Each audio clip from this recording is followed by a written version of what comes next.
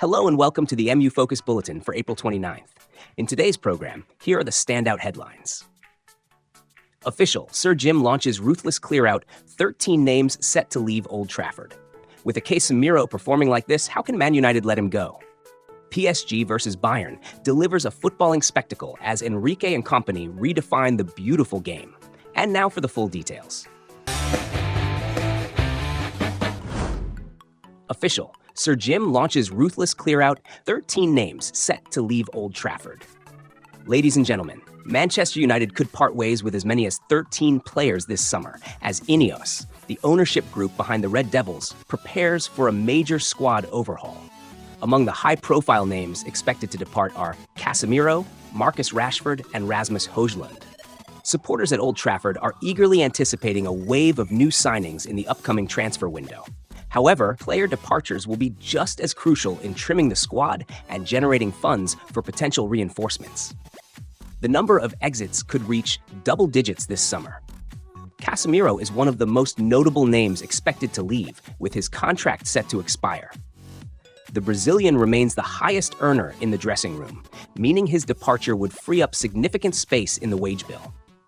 United are also looking to offload Marcus Rashford, who currently earns £300,000 per week. Barcelona hold an option to sign him permanently for £26 million at the end of the season, although reports from Spain suggest their interest has cooled.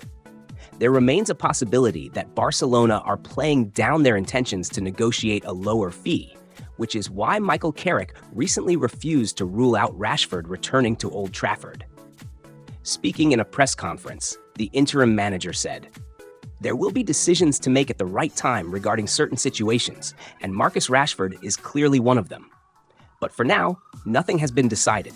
At some point, there will be a decision, but at this stage, there's nothing further to say." Carrick's stance keeps United's negotiating position strong, as the club will not accept cut-price offers and will explore alternative suitors if Barcelona fail to meet their valuation.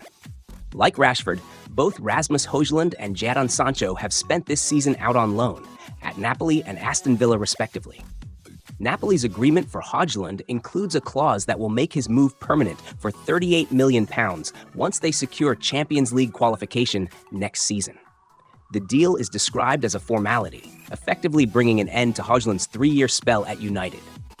Importantly, the club will avoid a loss under Premier League profit and sustainability rules, offering a small positive amid an otherwise disappointing stint. Sancho, meanwhile, joined at Aston Villa on deadline day, with Unai Emery's side covering 80% of his wages. Performance-related bonuses effectively mean his full salary has been paid during his time at Villa Park. However, the deal does not include an obligation to buy, meaning Sancho is expected to leave United permanently this summer.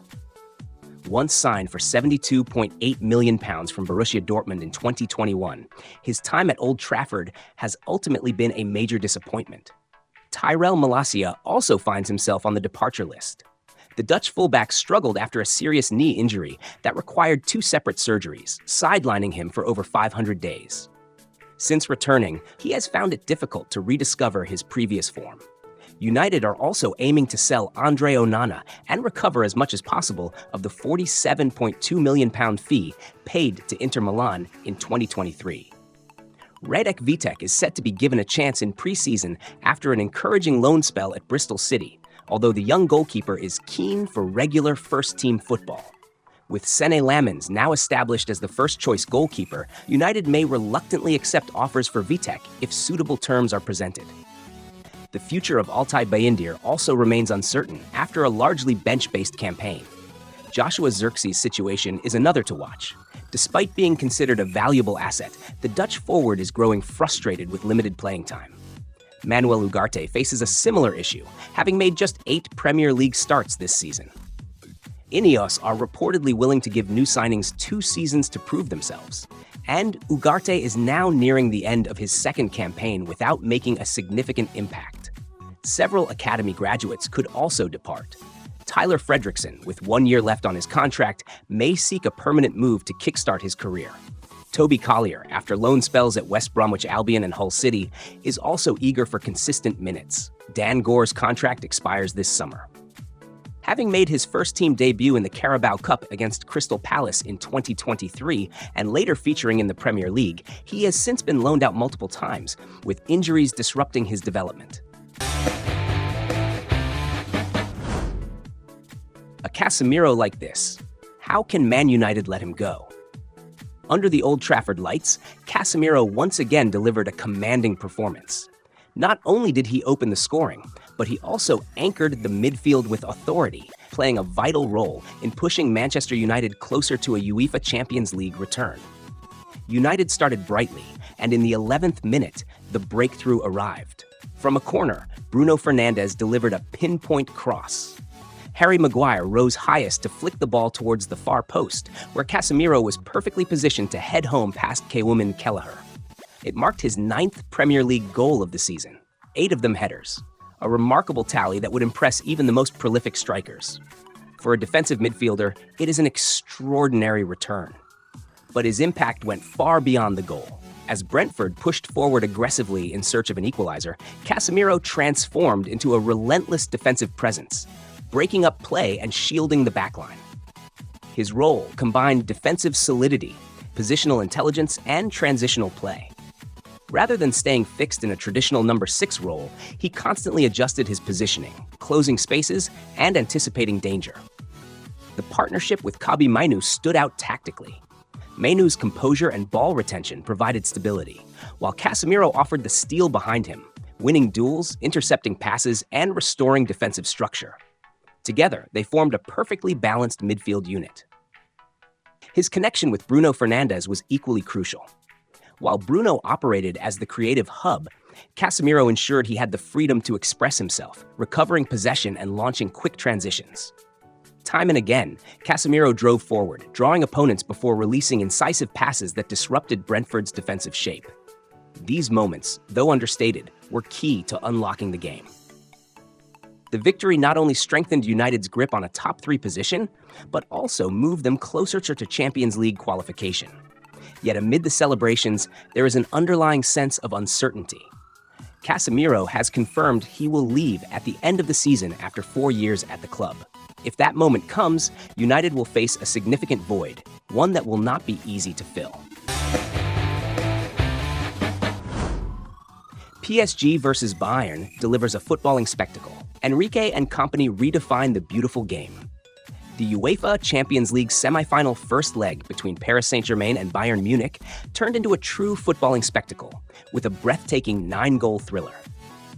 PSG emerged 5-4 winners, but the real story was the attacking philosophy showcased by both sides under Luis Enrique and Vincent Kompany. From the opening whistle, the tempo was relentless. Bayern struck first, but PSG responded immediately with rapid, fluid attacking moves. The game became a back-and-forth battle with no room for caution.